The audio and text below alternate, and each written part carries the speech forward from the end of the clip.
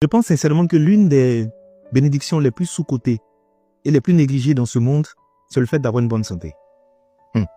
En qualité d'ancien grand malade, je peux vous confirmer que l'une des plus belles richesses que nous avons sur la terre, c'est la santé.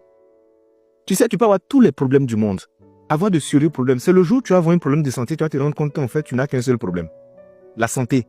C'est l'une des richesses les plus silencieuses, les plus précieuses, les plus dangereuses, les plus délicates qu'on possède. Mais malheureusement, les hommes négligent ça. Je ne dis pas qu'on n'a pas de problème. Effectivement, on a des problèmes. Mais si tu as un problème de santé, c'est là que tu vas te rendre compte que tes vrais problèmes commencent maintenant. Vous savez, on est passé par des endroits. On a rencontré des personnes qui parlaient avec arrogance, avec suffisance. On voyait des personnes qui criaient « Tu sais qui je suis? Je vais te créer des problèmes. Je vais te faire vivre un enfer. » Le jour où les personnes sont bien malades, c'est là qu'ils se sont rendus compte qu'elles ne sont absolument rien. Je vous dis, le fait d'ouvrir ses yeux le matin et d'être en bonne santé, d'être capable de vaquer à ses occupations, de donner des commandes à son corps et puis son corps les exécute sans qu'il y ait des blocages, c'est l'une des plus grandes bénédictions au monde. C'est pourquoi je dis quelqu'un qui a la santé ne peut pas dire que cette personne est pauvre. Elle doit juste se dire, je n'ai pas encore eu l'argent, mais la richesse seulement je l'ai en moi.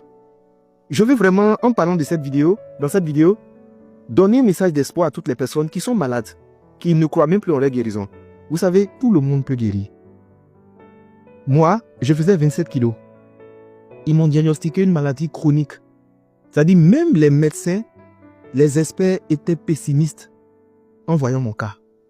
J'ai été mis au CHU et il y a un endroit qu'on appelle le peut-être. C'est-à-dire, on n'est pas très sûr que tu as sorti, on te balance là-bas.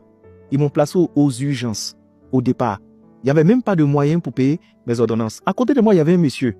Tu sais, quand quelqu'un est riche, tu vois, tu sais. Autour de lui, il avait des enfants, il avait des personnes. Et il y avait plein de médecins autour de lui. Les factures viennent, ils payent. Les factures viennent, ils payent. Les factures viennent, ils payent. Moi, je suis dans mon coin. Une facture est venue, deuxième facture.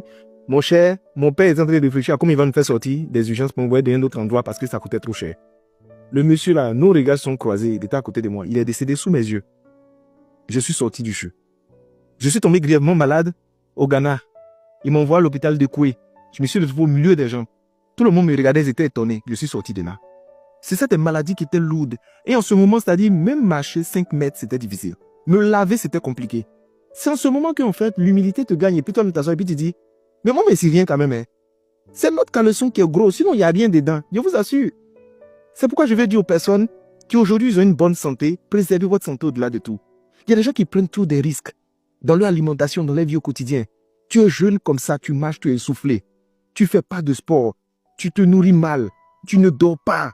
Tu es en train de chercher l'argent en longueur de journée. Tout l'argent que tu cherches, c'est pour la santé. Le jour où tu vas perdre la santé, tu vas courir maintenant chercher l'argent. Voici le problème des hommes.